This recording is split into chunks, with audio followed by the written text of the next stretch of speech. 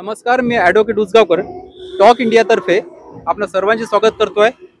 प्रसंग असाच आहे, अख्खा महाराष्ट्र ओळ्या दुष्काळाने होरपळतो आहे आणि शेतकऱ्यांच्या आत्महत्या थांबायचं नाव नाही घेत आहे। त्याच निमित्ताने आज आपण येऊन पोहोचलो आहे अमरावती जिल्ह्यातील कलेक्टर ऑफिस येथे, जेथे युनायटेड फोरमच्या वतीने बेमुदत आंदोलन जाहीर करण्यात आलेलं आहे।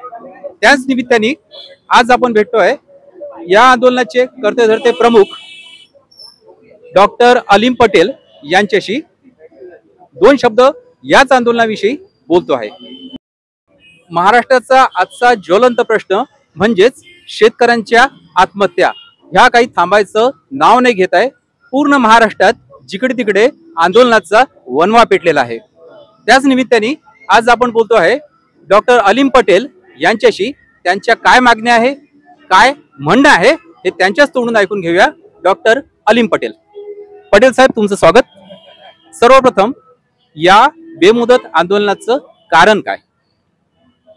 अमरावती जिल्ह्यात तसेच तर आपल्याला माहित आहे महाराष्ट्राची परिस्थिती काय आहे। आता शेतकऱ्यांची जे कॅश क्रॉप होता किंवा जे आपले क्रॉप आहे, सोयाबीन आहे, तुवर आहे, कापूस आहे, संत्रा आहे, ते सगळं खतम झालेलं आहे।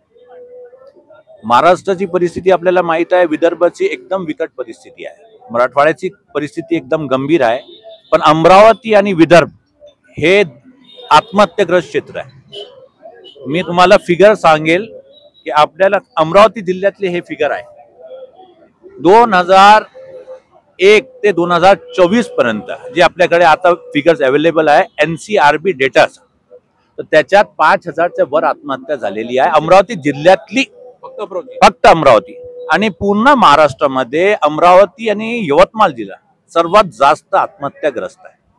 तर ह्या परिस्थितीमध्ये आज जे आपली जे परिस्थिती समजा, हे जे विकट आपदा आलेली आहे, जे नॅचरल कॅलिमिटी आहे, त्याच्यामुळे अमरावतीमध्ये आत्महत्या किती वाढू शकते हे आपण हे करू शकत नाही की त्याच्या जे आकलन आहे, अनालिसिस आहे।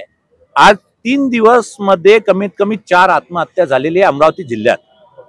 एक लेगाव मध्ये झालेली आहे, एक चिरसगाव मोजरी मध्ये झालेली आहे, एक दर्यापूर तालुका खल्लार मध्ये झालेली आहे आणि एक धामणी मध्ये झालेली आहे। हे 4 आत्महत्या ऑलरेडी झालेली आहे 2 दिवसात। तुम्ही आता याचा प्रमाण तुम्ही हे करू शकता की मोठा प्रमाण वाढू शकते आत्महत्या ह्याचा, आणि त्याच्यासाठी अमरावतीला स्पेशल पॅकेजची आवश्यकता आहे।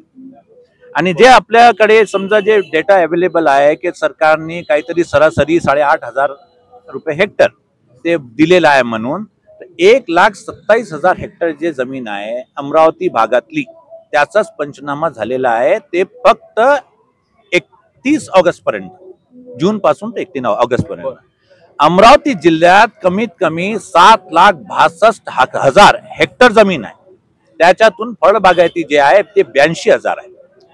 1,27,000 हेक्टरचा फक्त पंचनामा म्हणजे फक्त 14% of the total land available, cultivated land. या परिस्थितीमध्ये आमचं असं म्हणणं आहे की ओला दुष्काळ जाहीर करा आणि सरसकट तुम्ही नुकसान भरपाई द्या। आणि 8,500 जे आहे खूप कमी आहे। सोयाबीनचं जे लागत आहे ते कमीत कमी 62 ते 65,000 आहे अल्पभूधारक शेतकरीसाठी सोयाबीनची, आणि तुम्ही 8,500 सकट सरासरी तुम्ही देऊन राहिले, तर ते खूप कमी आहे, काहीच नाही आहे, त्याच्यात काही होणार नाही। तसेच कापसाची 1 लाखच्या वरचा आहे इनपुट कॉस्ट, संत्र्याची 1 लाखची वरची आहे हेक्टरी इनपुट कॉस्ट। आता आमच्याकडे काय आहे ना, शेतकऱ्याकडे काहीच आता पर्याय राहिलेला नाही आत्महत्याशिवाय। बरोबर। पटेल साहेब, मला एक सांगा, आजचं जे शासन आहे किंवा राज्यकर्ते आहे किंवा जे काही हे मशिनरी आहे, याला तुम्ही काय सांगू इच्छिता जेणेकरून शेतकऱ्यांची आत्महत्या थांबेल? फर्स्ट ऑफ ऑल कसं आहे की ते सेन्सिटिव्ह नाही आहे शेतकरीसाठी। उद्योगपतीसाठी सेन्सिटिव्ह आहे, पण शेतकऱ्यांसाठी ते सेन्सिटिव्ह नाही आहे। महाराष्ट्र आणि जी देशची जी इकॉनॉमी आहे, कोरोनामध्ये आपण पाहिलं पूर्ण इंडस्ट्री खतम झाली होती, पण शेतकऱ्यांनी अर्थव्यवस्था ते सांभाळून ठेवली। ते रीढची हड्डी आहे शेतकरी। मग त्याच्यात सरकारचं जे धोरण पाहिजे ते शेतकरी कन्सर्न पाहिजे.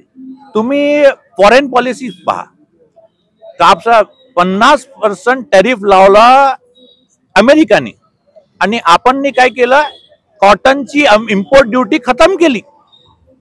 युएसचा कॉटन इंडियामध्ये येऊन राहिला, त्याच्यावर इम्पोर्ट ड्युटी होती 11%. आपण डिसेंबर पर्यंत ती इम्पोर्ट ड्युटी खतम केली. आता जे शेतकरी आहे, समजा त्याचा कॉटन काढला असता किंवा त्याचा काढलेला कॉटन आहे, त्याला फक्त 5,000 रुपये भाव आहे आता सध्या. हे भाव पाडण्याचं काम कोणी करत आहे? भाव पाडण्याचं काम कोणी आहे? तुमची पॉलिसी आहे सरकारची, ते शेतकरी विरोधी धोरण आहे. त्याच्यामुळे आत्महत्या होऊन राहिली आता सध्या. तर आता तुमचं एकच म्हणणं आहे की अमरावती जिल्ह्यासाठी 5,000 कोटीचे स्पेशल पॅकेज सरकारने जाहीर करावं. बरोबर आहे.